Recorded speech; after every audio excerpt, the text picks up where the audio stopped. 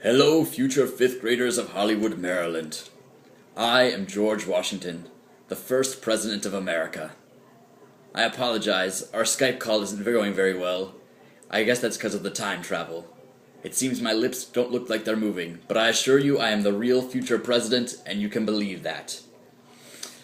The Federalist and Anti-Federalist argued for a very long time about the power a government should have, before the Anti-Federalists were finally convinced that I wouldn't become a crazy king like King George, even though my name was George. Eventually, I became the head of the federal government. The head of the federal government is part of the executive branch. The compromise came when we replaced the Articles of Confederation with the Constitution. However, we argued for a very long time about how to make this safe. One of the ways we did it was by separating the powers the government would have. Today, Mr. Gibson has asked me to tell you a bit about the conflict and compromise and how the powers were separated. The reason that our government works with compromise and conflict is because of our type of government, which is called a representative democracy. In a representative democracy, people elect representatives, senators, and congresspeople to vote on their behalf. This branch of the government is called the legislative branch. They make the laws. The representatives are supposed to do what they think is best for the citizens that elect them.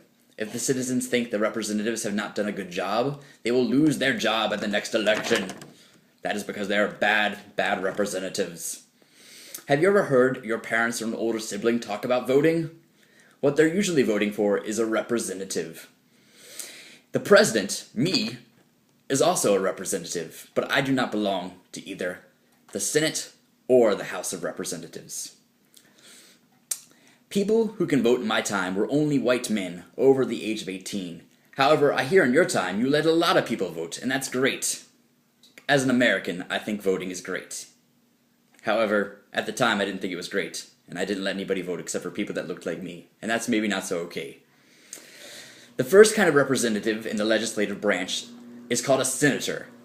Each state has 2 senators. Senators make up the Senate.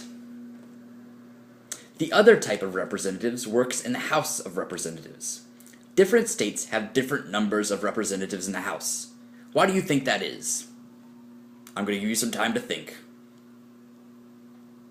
Going to do a little dance while I wait. I don't know if anyone said it, because again, our connection isn't great, but the reason that the House of Representatives has different numbers of representatives from each state is because of population. States have different numbers of people in them. Having different numbers of people in them causes them to have different amounts of power. Otherwise, it would be very unfair.